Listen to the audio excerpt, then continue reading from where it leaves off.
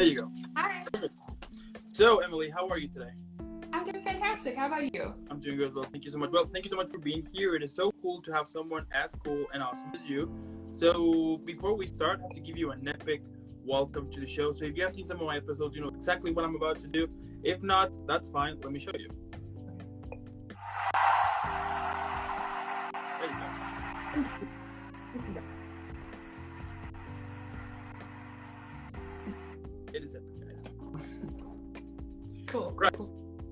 Now, starting with the whole interview now, tell me how your acting career started. So I started acting as a kid. You know, I did like church plays, school plays. Always thought it was fun getting to play characters. You know, Yeah. making people laugh. And then there was one day I was in college and I was at a small group that was like film related. And because I wanted to try, I was like, hey, let's see what film's about. Mm-hmm. And the guy showed up who hadn't been to any of our meetings, which is fine, you know, we welcome everyone. But he just popped in one day and told us about this 48-hour film festival.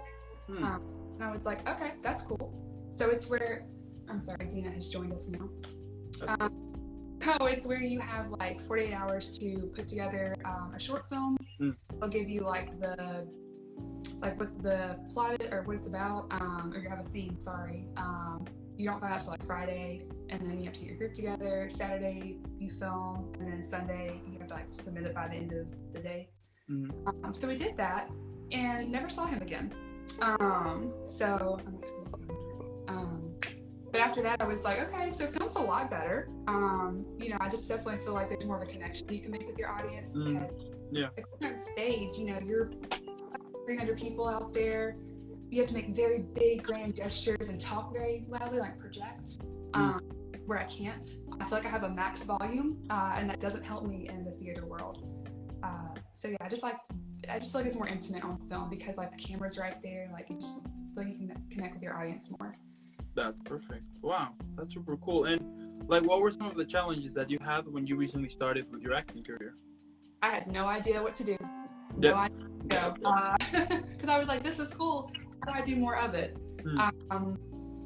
So I didn't know where to start. And then once I kind of like started researching online, like, hey, how do you get into the business? You know, they're like, you gotta figure your look out.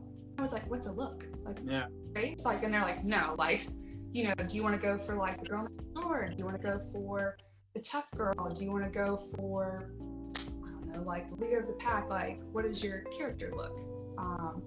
So then I was like, all right, cool. I still don't know which one I want to be yet. Why can't I be all of them?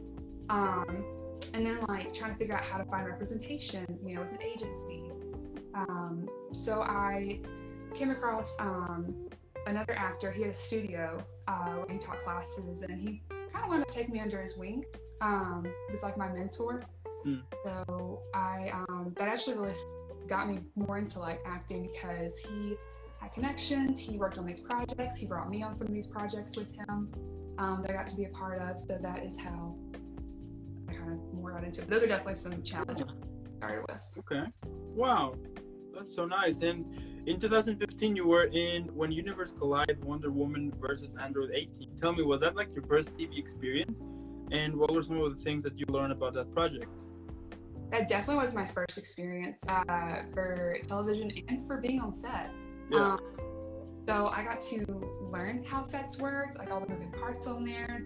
You know, you got directors, you got your DP, your first AD, first AC, you got your stunt choreographer.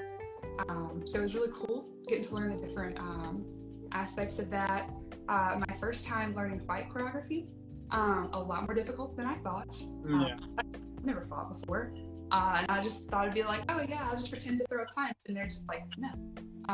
You actually have to like play to the camera. And then just being able to like trust your team partner too, to be like, hey, please don't actually punch me in the face. Which she didn't.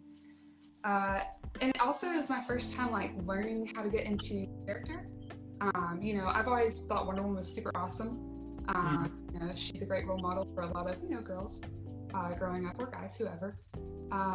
So it was really fun getting to try to think of like, okay, so what would Wonder Woman do in this situation? How would she, you know, what would this character do? So it was cool getting to discover that too.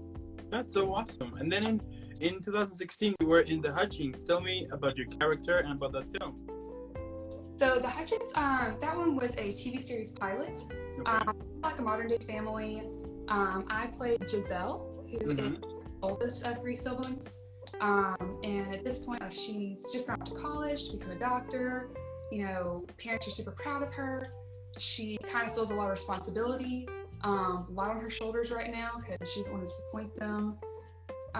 But she might kind of be reconsidering some things, you know, kind of going through, I don't know, maybe some internal struggle within herself, but she doesn't really know how to tell her parents that. So she kind of comes home one day and, you know, she's got this weighing on her chest, like, oh man, like, you know, I don't know, like, if I can tell them, and they're asking about, like, school and how it's going, and so, but it's fun. It's a cute little TV show pilot. Yeah, absolutely. Now, like, what are some of the techniques or things that you usually do in order to prepare a character? Either it is for a film or a TV show. Yeah, like, what are some of the techniques you do or things? My first thing I do would be research. So if I, you know, have a character who, let's say she's a lawyer. I'm not a lawyer. I don't know what lawyers do. So my first thing is going to be researching what they do, what their daily basis is, like how would they act, how's a courtroom setting. Also coming up with your backstory is because you have the writer, sure, they've written out the character and what they look like 2D on paper. Now you've got to bring out who they are and make them 3D. Yeah. So, you know, what's their favorite color? You know, what's one of their favorite childhood memories? Who was their best friend in middle school? Once you start, you know, detailing these things out, now I know how my character's going to act, you know, in this courtroom. Like, and then you can more naturally make your character choices. Where it plays really nice on camera too. So instead of like where you have it's written on screen like, hey, Marcy did X, you know, or she threw this book. Yeah. You know, maybe she doesn't do that, or maybe she does do it, it's not written on there. It's just you are in that moment living as a character and you act as they would. Yeah, interesting. So let's say that you will basically do like all the research possible in regards of course of the role that you're gonna play, so you can get like kind of the mentality right, so you can become that person you're gonna play in order for all the research that you have done, right? How cool is that? And badass. I think it's kind of cool, you know, especially absolutely. If you're not familiar with, and you're like, all right, this is kind of cool. Like, I see how people like doing this. Yeah, I mean, at the end of the day, I think that is one of the cool things about acting, that you can learn so many things by just playing a role, you know, and it's also kind of a break of yourself for a bit, so you can be somebody else. Yeah, exactly. Yeah, that's one of my favorite things. Is definitely going to be like someone else for a little bit, you know, just playing different characters. Yeah. Now, during 2017 and 2018, you were in even more projects, such as The Side Effects, Jacob Needham and the Blue Trees, Hurt No More, and Brown Job. Now, tell me also about those projects and about your characters as well. So, The Side Effects is a short horror film that I shot with Jack Goody. He is a local filmmaker in Birmingham, which is where I'm from. Shout out. And that one, it's about this girl. She's having some trouble sleeping. She's taking some medicine to like hide her demons, and I play said demon. So I'm dressed up in this very kind of ripped up, scary looking garment. My face looks crazy. That was my first experience with special effects too. Okay. I realized I don't like wearing contacts. They are not easy to get in. Like the makeup artist and the stylist had to like help hold me down, like put because I couldn't do it. Yeah. But we got it in. And also, there was this like covering she put over my mouth just to make it look really gross and scary. That was not fun taking off. I'm pretty sure I lost like a layer of skin with me, but it's okay. It was for film, so it's all worth it, right? There you go. There was one scene I thought would be like really creepy, and the director's like, all right, just do the creepy thing you can think of. I'm not a creepy person. That is not going to be naturally. So on the spot, I'm like, okay. So the only thing I could think of was to like, where you like bend backwards, you know, and just like start crawling towards them. And it looked really creepy on camera, so it worked. That's cool. Yeah. And then Jacob Needham and the Blue Trees are a band based out of Nashville. I shot some music videos with them, just kind of various ones. There was one I played the girl at the bar. There was one I played the hippie. That part was actually really fun. Just getting to like dress up as a hippie. Yeah. And for Heard No More, I was more of a UPM for that one. That one is for Jason O'Brien. He's also a filmmaker back in Birmingham, good friend of mine. So that was more me just kind of helping out and just being a part of the set with everyone, because it was a lot of our film family working on it. Yeah. Tight film family back home. So it's one of those, even though I'm not trained as a UPM, it was just fun getting to be a part of it and still get to be around everyone. And especially like when you all share the same passion, it's just a really fun environment to be in.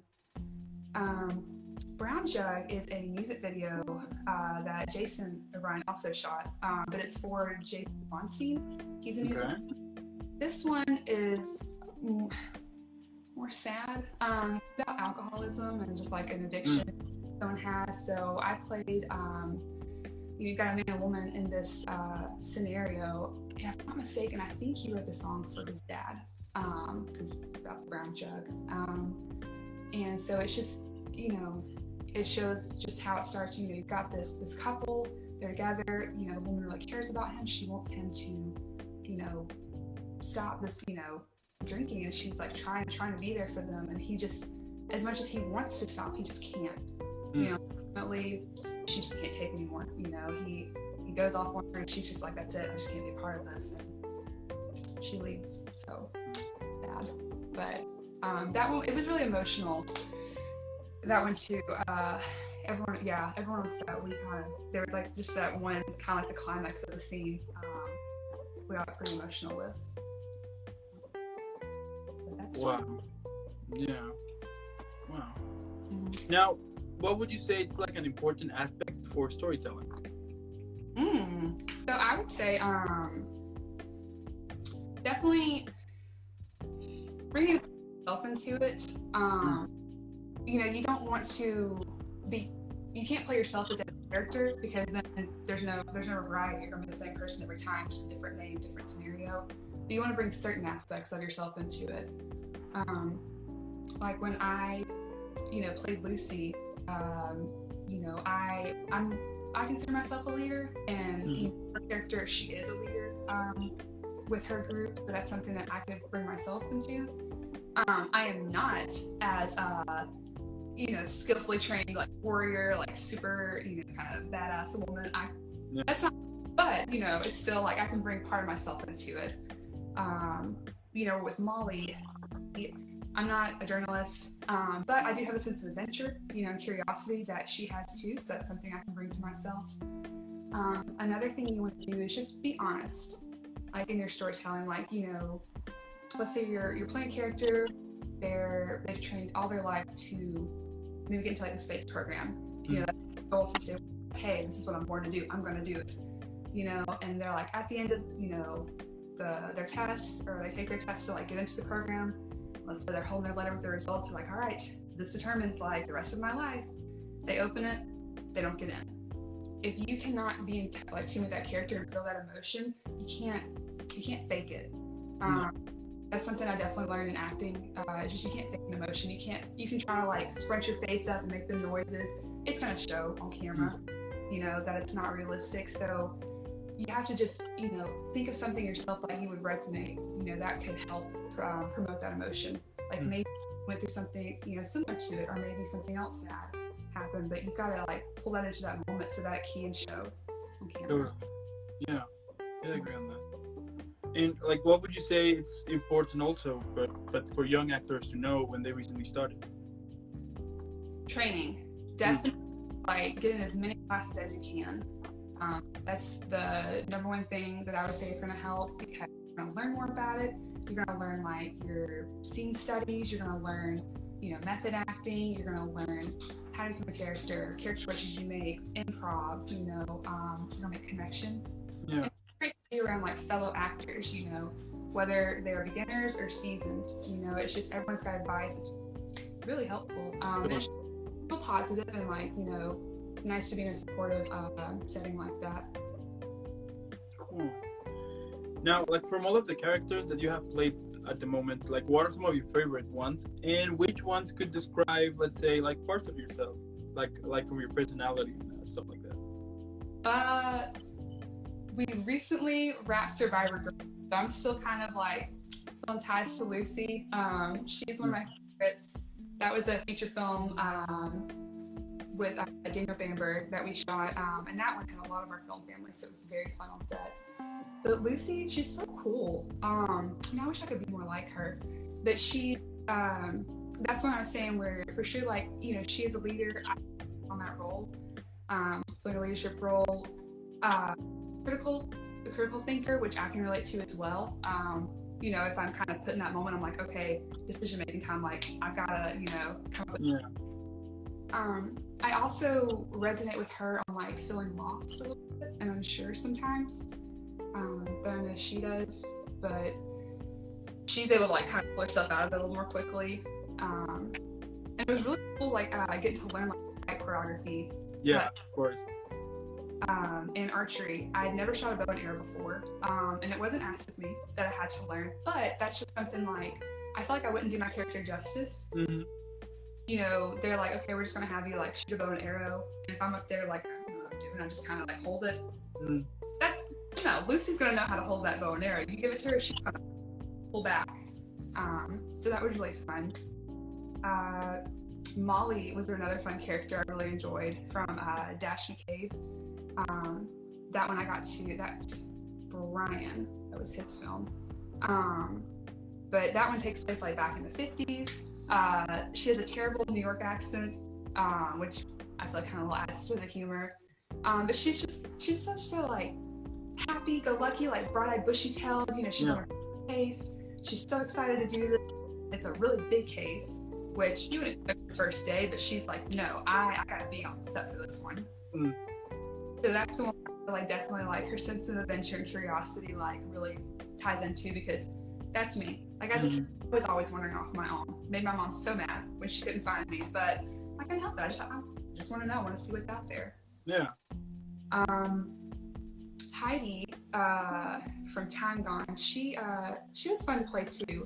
She is so, again, she's just kind of like, I don't know, just like more about her. You're just like, you know, she's a little mysterious. She's got some stuff going on. I don't know what it is, but I want to know. We're very stubborn. That is something that we have in common. You know, she's just so when she's got her mindset, that's it. You really can't sway her. But she also will do what she needs to for her loved ones. There you go. That's cool. Now, besides acting, you also wrote Time Gone. Well, tell me, like, was that like your first project that you wrote? Yes, it was. Okay. And it just kind of was out of the blue. I was always good in English in school, and I took a screenwriting class in college just for fun to see what. So this one, kind of one of those like, let's just see, let's see what we can do. It's very short, but I got the idea honestly like from daydreaming one day. I just had this scenario in my head. What would happen like if two people, you know, were on a mission and they just got stuck in this underground cellar, and just kind of just went from there. But that was the first film that I wrote, like started and produced. I have never produced anything before. That was challenging. So many different levels. Mad respect to all the producers out there, being able to keep everything in line. I don't know that I would do that again. And also it's tough too, like when I'm on set and I'm, you know, being Heidi or playing Heidi, it's kind of hard to turn off the producer side too, like, oh, how is this playing, how are we doing this, where are we on time? So I feel like it kind of takes you out of character a little bit.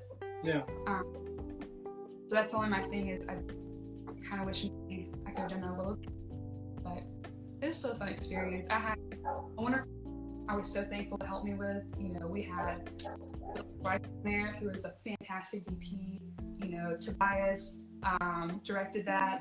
He lives to heck every time about like not being his first choice for director, but I didn't know he was a director, okay, in my defense, but he did a wonderful job with that. You know, he took my little baby and he just like made it into the beautiful masterpiece that it is.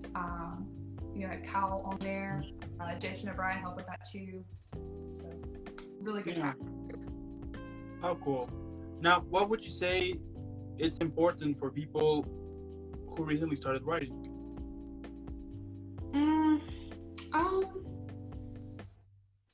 I'm still trying to figure it out too. Just with screenwriting, I know I think the best thing to do is go ahead and have your plot in mind. That to me makes it a little easier to kind of branch from there. That way, you have your plot like character A, has, this going on, or character A meets character B, and now they've got, this journey ahead of them, and then you can kind of build from there, like, okay, who is character A? What's their backstory? Who is character B? Where'd they come from? Yeah. I think that's a little easier, at least for me, as far as I've gone. Okay. Now, at the moment, if you could describe your career in a movie or a TV show, what would be the title of it?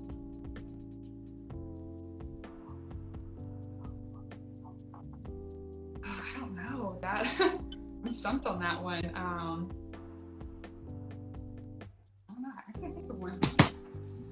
I'm sorry. It's fine. It happened. Don't worry. It's okay. Now, tell me, what can we expect from you in the future? Being a Marvel. I'm going to be the Marvel film. It's going to happen. I would love to play Squirrel Girl. That'd be fantastic, but either way, it's going to happen. But I do have some other future projects coming up. I don't know which ones I can speak about. We are going to be shooting future episodes for Dash McCabe, so that's something to look out for. And then the release of Survivor Girls. Okay. Should be coming out soon. All right. And my last question here is, what advice could you give to those who recently started their dreams? Don't give up on it. I mean, I know that's kind of cliche to say, but there are so many people out there who, may say things to discourage you because what you are doing is outside the norm. It's not a job. And I think some people just don't understand or see that, or maybe, I don't know, their view of what success is, is different. And I just want to just keep doing what you're doing. If it makes you happy, if you're passionate about it, go for it. And don't be afraid of the rejection you might get too. For actors, we get told no all the time. Yeah. That doesn't mean that you're not good at what you're doing or that you should stop. It just wasn't your time right now. So my thing is just keep pushing forward. It's amazing for those who try to venture out there to do the things they're, to follow their dreams. Not everyone does, because I don't know if they're scared or they're just I don't know, it doesn't seem possible.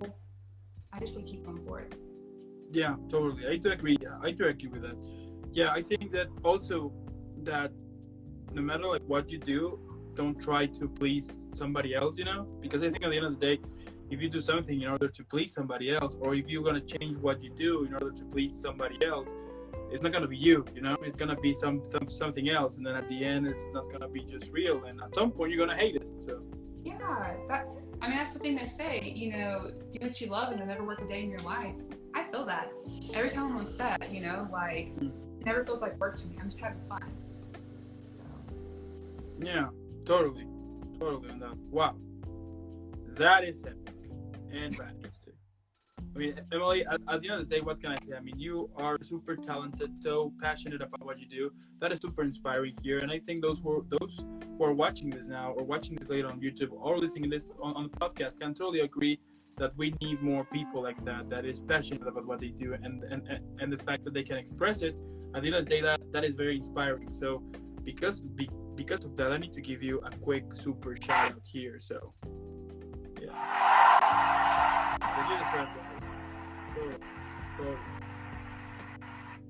And again, thank you so much for being here.